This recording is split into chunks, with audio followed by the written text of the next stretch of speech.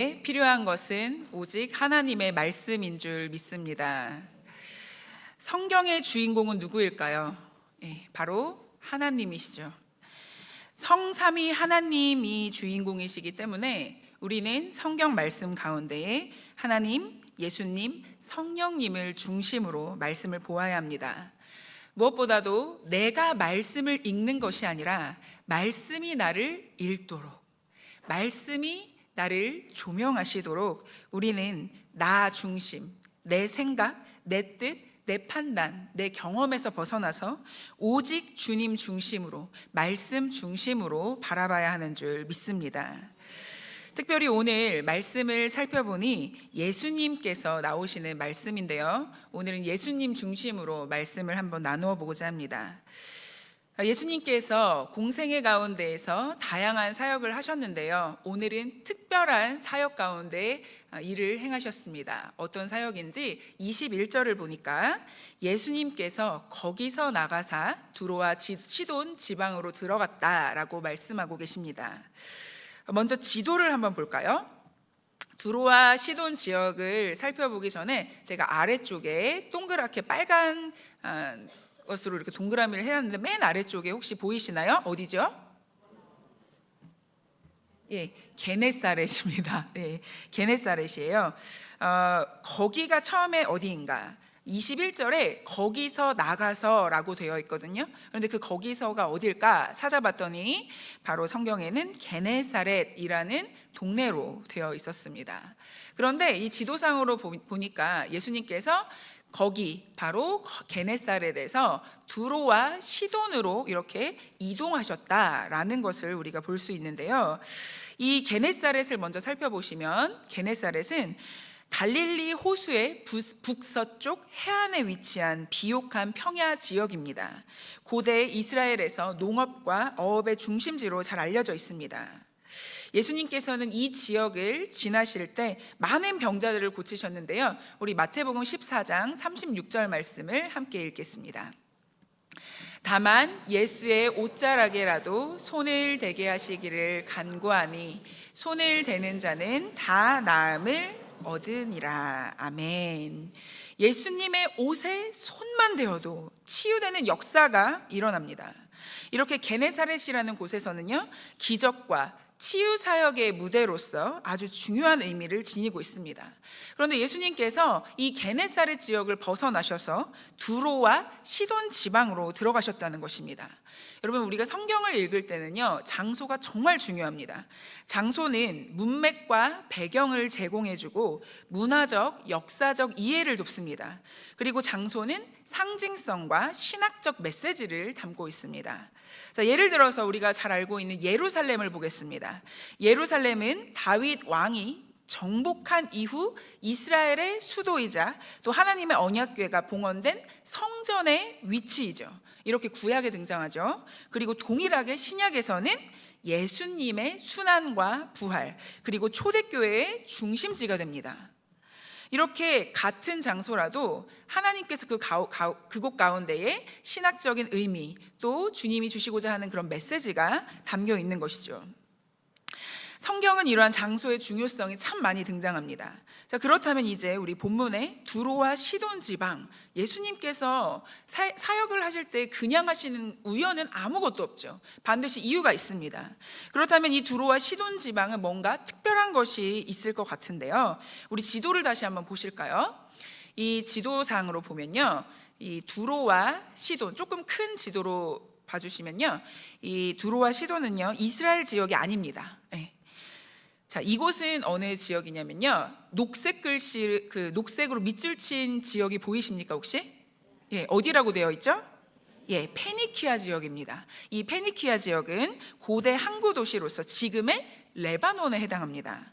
항구 도시는 원래 경제적 중심지죠. 고급 자색 염료, 유리, 목재, 금속 제품 등을 무역하면서 지중해 무역 주요 허브고 아주 부요한 도시였습니다. 무엇보다도 이곳은요, 이방 땅이에요. 이방 땅. 그런데 왜 예수님께서는 굳이 갈릴리 지역을 떠나서 이곳에 가신 걸까요? 우리는 이러한 질문을 던져보아야 합니다. 그리고 곧 그 이유를 알게 됩니다. 우리 22절을 함께 읽도록 하겠습니다. 22절입니다. 가나안 여자가 그 지경에서 나와서 소리질러 이르되 주 다윗의 자손이여 나를 불쌍히 여기소서 내 딸이 흉악하게 귀신 들렸나이다 하되. 아멘. 예수님은 이 가나안 여인을 만나러 가신 거죠. 이 가나안 여인의 출신은 너무나도 명확합니다. 마태복음에 지금 가나안 여인이라고 나와 있고 두로와 시돈 지역 출신이라고 되어 있습니다. 그런데 왜 굳이 가나안, 두로와 시돈 여인이라고 할 수도 있는데 왜 가나안 여인이라고 되어 있었을까요? 그 이유는 당시 유대인들이 이방인, 특히 이 가나안 사람들을 부정적으로 인식했기 때문입니다. 가나안인이라는 용어 자체가 이방인들에게는, 유대인들에게는 이방인과의 구별을 강조하는 의미였습니다. 따라서 이 마태복음을 쓴 마태는 이 여인을 유대인 사회에서 종교적으로나 민족적으로나 구분시킨 것뿐만 아니라 사실은 이방인들은 다 유대인들이 생각할 때 이방인들을 뭐라고 생각하냐면 다 부정한 사람들이라고 생각을 하죠. 그러니까 의도적으로 이 마태는 가나안 여인이라는 표현을 쓰면서 부정한 여인이다, 하찮은 여인이다 라는 것을 강조한 것입니다. 그런데 문제는 이 여인에게 한 딸이 있었는데 그만 귀신에 들린 것입니다. 이 구절에서는 흉악하게 귀신에 들렸다라고 말합니다. 딸의 상태가 단순히 정신적 혼란이나 아주 경미한 증상이 아니라 아주 매우 심각하고 고통스러운 상태였다는 거예요.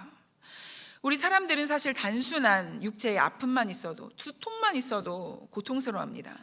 그런데 마음의 아픔, 우울증, 공황장애, 더 나아가서 귀신이 몸을 장악한다? 여러분 얼마나 심각하겠습니까?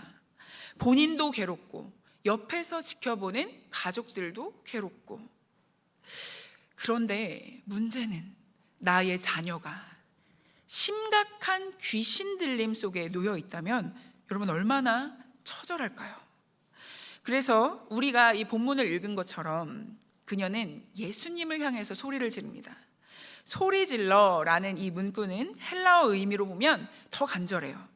큰 소리로 외치다, 절규하다, 간절하게 부르짖다라는 아주 강한 의미가 담겨 있는 것입니다. 가나안 여인이 자신의 딸이 심각하게 괴로워하는 상황 속에서 예수님의 옷자락에만 대도 치유된다, 그 수많은 기적과 소문 가운데에 예수님께 간절히 부르짖으면서 도움을 청하는 장면인 것입니다. 그런데 보통은 이러한 외침과 부르짖음 가운데 예수님은 반드시 응답을 하세요. 그런데 놀랍게도 예수님은 아무 말씀도 하지 않으십니다. 그리고 여인의 외침에 시끄러웠던 제자들이 오히려 예수님을 다그치세요.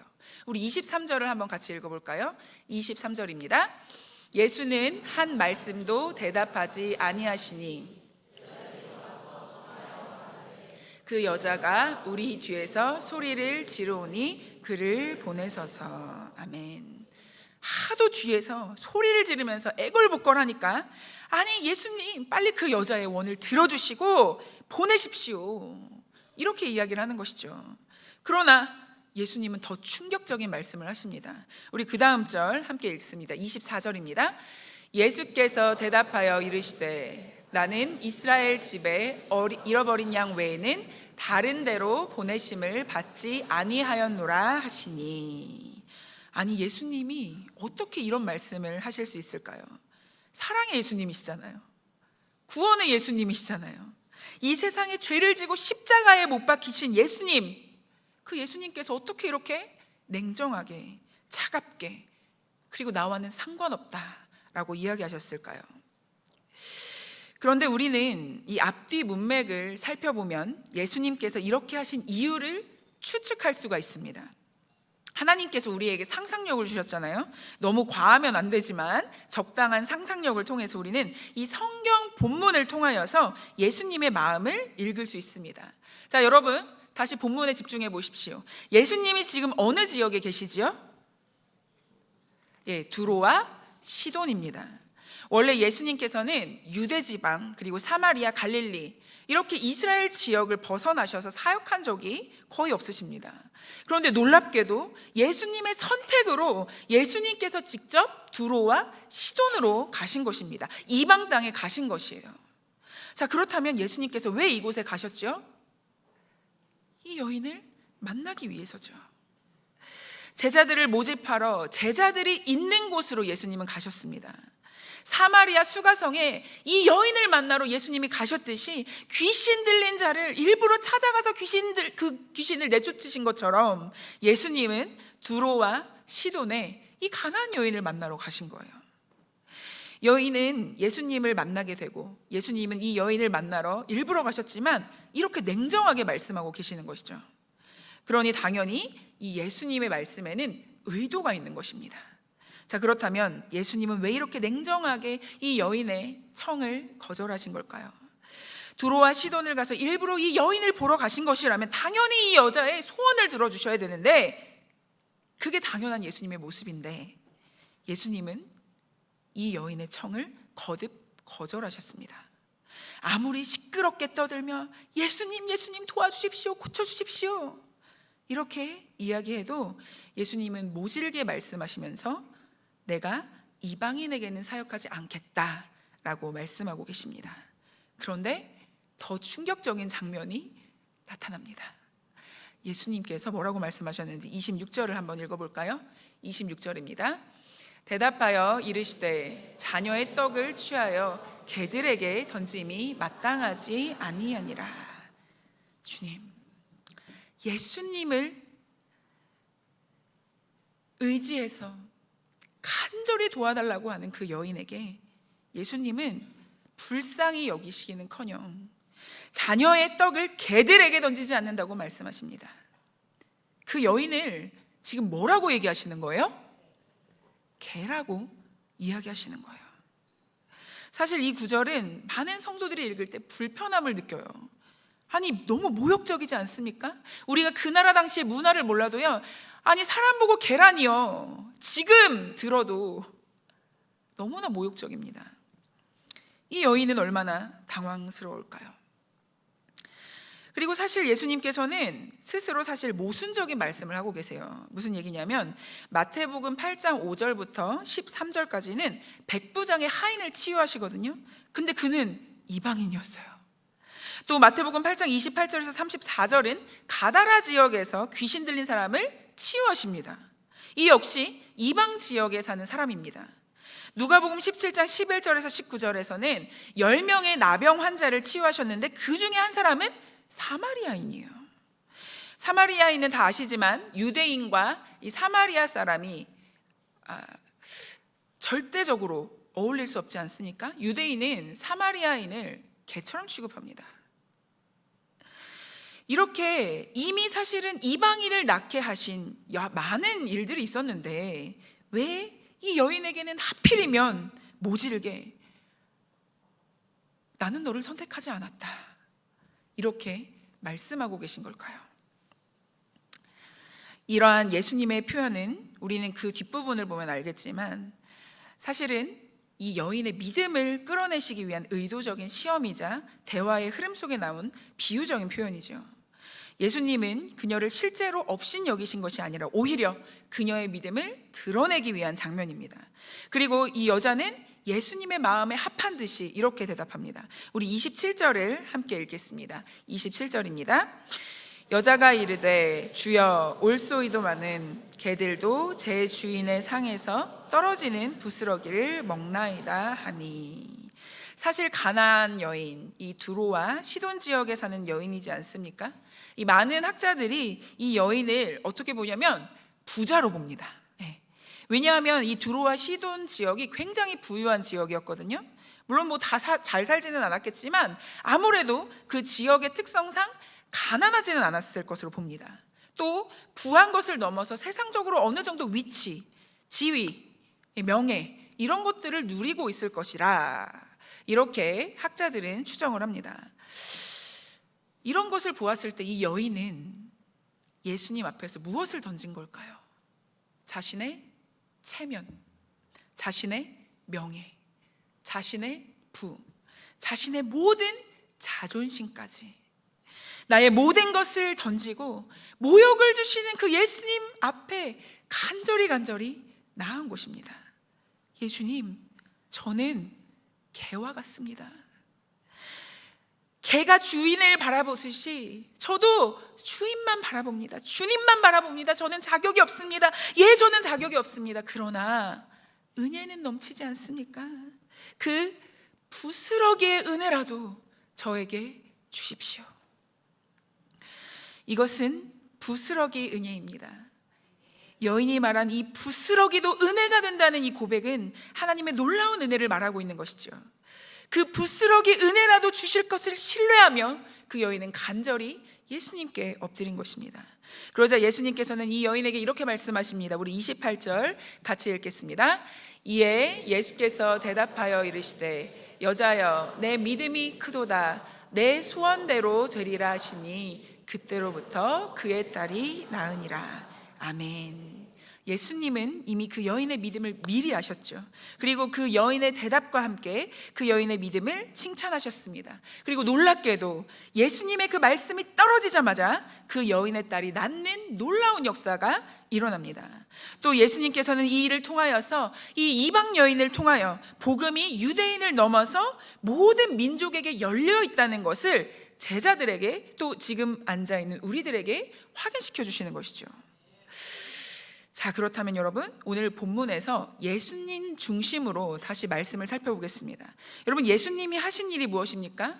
예수님은 두로와 시돈으로 가셨습니다. 그 여인을 찾아가셨습니다. 또 예수님은 그 여인의 믿음을 시험하신 듯 하였지만 그 여인을 믿고 냉정하게 그 여인의 부탁을 거절하셨습니다. 그리고 그 여인의 예수님 앞에서 엎드리는 모습을 통해서 예수님을 따라다녔던 유대인들과 함께 있던 모든 사람들에게 선택받은 민족이 이스라엘 백성뿐만 아니라 이방인들까지도 예수 그리스도의 구원 사역의 대상이 된다는 것을 보여주셨어요. 그리고 그 여인의 딸이 낳는 놀라운 역사를 보여주셨습니다. 모든 것을 누가 하셨습니까? 예수님이 하셨어요. 자, 우리가 말씀 도입 부분에서 말씀 볼 때 예수님을 중심으로 살펴보겠다고 이야기를 나누었습니다. 모든 사건을, 이 여인과 있었던 이 모든 사건을 주님 중심으로 보았을 때에 모든 일을 다 예수님이 하셨어요. 맞습니까? 자, 그렇다면 여러분, 이 여인은 뭘 했습니까? 이 여인은 무엇을 했습니까? 이 여인이 한 것은 사실 아무것도 없어요. 이 여인이 치유하였습니까? 이 여인이 능력을 펼쳤습니까? 이 여인이 구원을 하였습니까? 아니죠. 그러나 이 여인이 한 것은 딱 하나였습니다. 바로 간절히 예수님께 간청한 것이에요. 그 여인은 예수님을 전적으로 신뢰하였습니다. 적극적인 간절함. 놀랍게도 예수님은 이것을 믿음이라고 하신 것입니다. 저는 2018년도에 목사 안수를 받았습니다.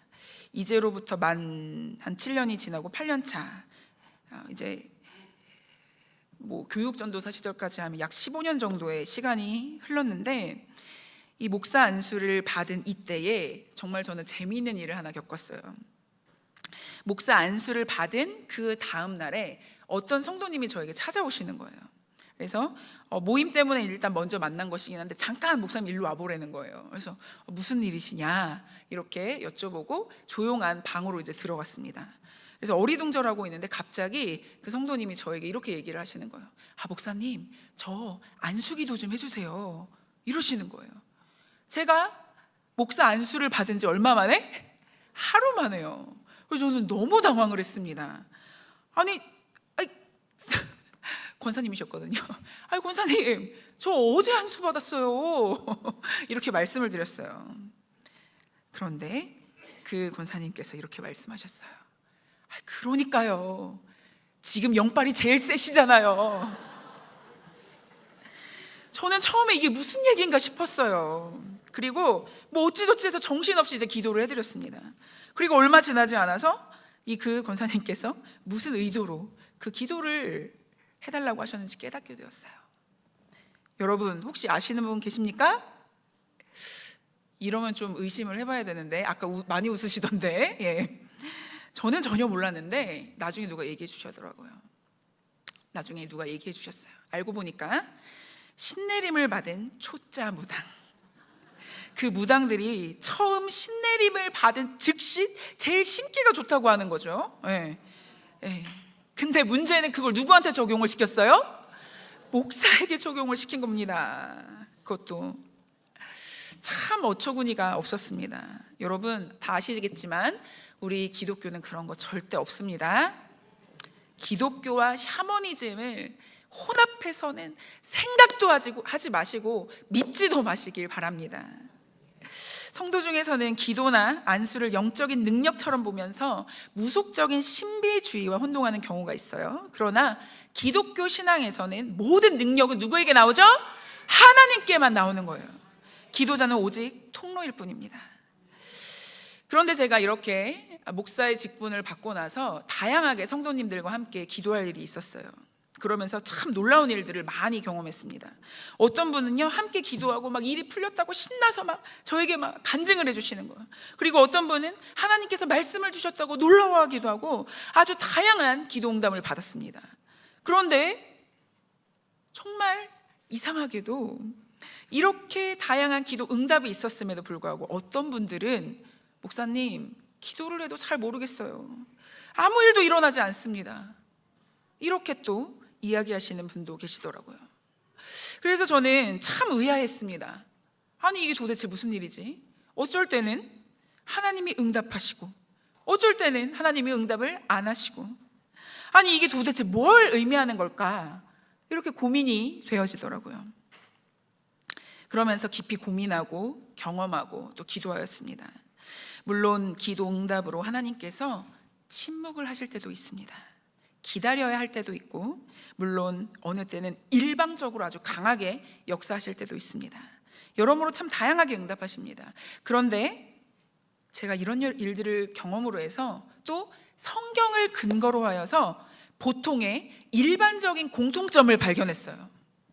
자, 첫 번째 따라해 볼까요? 첫 번째, 모든 능력은 오직 하나님에게서 나온다. 아멘이십니까?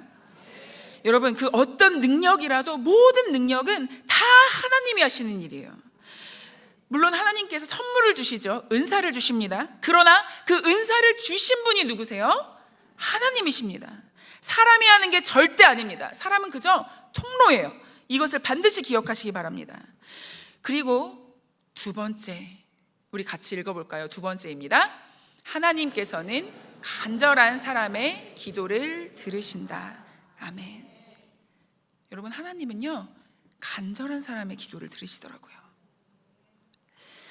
하나님은 우리를 향한 마음이 100% 중이라면, 100% 가운데라면 100% 중에 몇 프로가 우리를 향한 마음이실까요?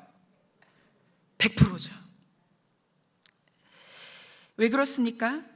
아들 예수 그리스도의 생명조차 아끼지 않으시고 우리에게 주실 정도로 하나님은 우리를 간절히 사랑하시는 것입니다. 여기 있는 우리 중에 누가 죄인을 위하여서 나의 자녀를 바치겠어요? 그러나 우리 하나님은 너무나도 허물과 죄로 이미 죽었던, 이미 죄인 그 자체였던 우리를 사랑하셔서 아들 예수 그리스도를 그 목숨값으로 주신 것입니다. 하나님은 언제나 100%십니다. 자, 그렇다면 우리를 볼까요? 여러분, 우리는 몇 프로 정도나 될까요?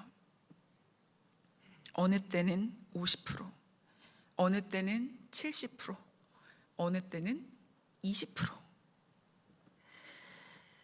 그런데 하나님은 전심이시기 때문에 우리에게도 동일하게 전심을 요구하고 계시는 것이에요.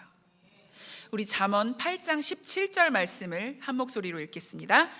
나를 사랑하는 자들이 나의 사랑을 입으며 나를 간절히 찾는 자가 나를 만날 것이니라. 아멘. 여러분, 어떤 자가 하나님의 사랑을 잊고 어떤 자가 하나님을 만날까요?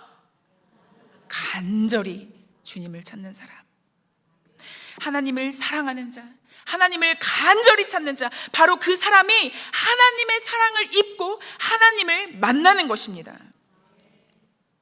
그런데 재미있는 것은 간절히 찾는 자를 히브리어로 보잖아요. 그러면 나를 찾는 자라는 의미가 있는데 또 이 의미 말고 여러 가지 의미가 있어요. 무엇이냐, 몇 가지 소개해 드릴게요.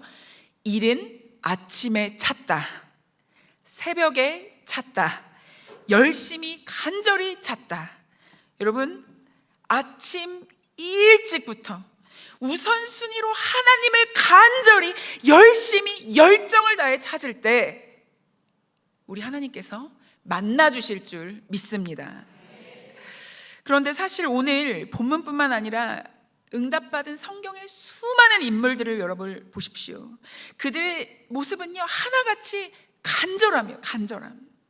예수님이 고쳐주셨던 성경 인물들만 몇 분 이야기하자면요, 혈루증 앓던 여인, 간절히 예수님의 옷자락을 만졌어요. 거라사 지방에서 귀신 들린 사람, 고통에서 예수님께 간절히 구원받길 원합니다. 바디메오, 길가에서 간절히 예수님께 주님 눈뜨게 해주십시오. 모두 다 간절했어요. 여러분, 이 자리에 있는 모든 분들 지금도 간절한 분이 계시겠지만 예전에는 더욱더 뜨겁게 아주 간절히 주님을 찾으신 분들이 이 자리에 앉아 있는 줄 믿습니다. 그런데 요즘은 어떠십니까? 얼마나 주님 앞에 간절하십니까? 얼마나 주님을 찾고 계십니까?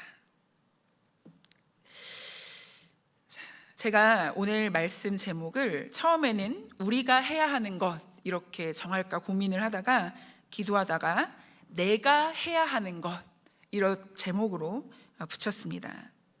우리가 서로를 중보해 주는 것 아주 중요하죠. 하나님은 그 기도를 정말 귀히 여기세요. 중보 기도를 통해서 일하시는 하나님의 놀라운 역사를 우리는 많이 경험하게 됩니다. 그러나 주님을 만나는 것, 주님을 만나는 것, 이 중요한 일 내가 경험하려면 무엇보다도 내가 해야 하는 거예요. 내가. 부모님이 대신해 줄 수가 없어요. 친척이 대신해 줄 수가 없어요. 남편이나 아내가 대신해 줄 수가 없어요. 누가 해야 합니까? 내가 해야 하는 것이에요. 그러므로 내가 해야 하는 것은 무엇입니까? 어린아이도, 우리 청소년부도, 우리 청년부도, 갈렙의 모든 어르신들까지 내가 해야 하는 것은 무엇입니까? 간절히 주님을 찾는 것인 줄 믿습니다. 특히 하나님께서는 그 간절한 심령을 이렇게 말씀하시는데요, 시편 51편 17절입니다. 우리 한 목소리로 읽겠습니다. 하나님께서 구하시는 제사는 상한 심령이라. 하나님이여, 상하고 통회하는 마음을 주께서 멸시하지 아니하시리이다. 아멘. 여기서 상한 심령은 깨지고 부서진, 다시는 붙일 수 없는 산산조각난 마음을 이야기하는 거예요. 마음이 깨진 사람. 그래서 저는 아무것도 할 수 없습니다, 주님. 그래서 내가 주님, 간절히 주님을 바라봅니다. 이렇게 고백하는 사람을 하나님은 긍휼히 여기시는 것입니다. 그러므로 사랑하는 성도 여러분, 오늘 누가 이러한 간절함을 가지고 우리 주님께 나아가시겠습니까? 누가 이러한 상한 심령을 가지고 주님을 신뢰하며 주님께 엎드리시겠습니까? 참 믿음은 나의 자격을 주장하지 않고 예수님의 은혜를 구하는 것입니다. 예수님은 우리의 믿음을 보시고 기뻐하시며 놀라운 은혜를 베푸십니다. 우리가 청년들과 함께 비전 트립 여행을 다녀왔죠. 근데 그 중에서 다양한 일들이 있었는데 저는 정말 감사한 일이 있었습니다. 그 중에 하나는 이제 저희가 가이드 세 분을 이렇게 만나서 같이 여행을 다니게 되었어요. 그런데 두 분은 카톨릭 신자분이셨고 한 분은 우리 개신교 다니시는 가이드 분이셨습니다. 그런데 그 중에 한 분께서 저희들과 같이 이렇게 일정을 진행하시다가 저한테 갑자기 뜬금없이 이렇게 물어보시더라고요. 목사님, 우리 청년들과 목사님을 보니까 하나님이 살아계신 것 같아요. 되게 성령 충만해 보여요. 이렇게 말씀을 하시더라고요. 카톨릭 신자신데. 그래서 저한테 이렇게 질문을 해오셨습니다. 그런데 성령을 받으려면 어떻게 해야 합니까? 성령 충만하려면 어떻게 해야 합니까? 이렇게 물어보시더라고요.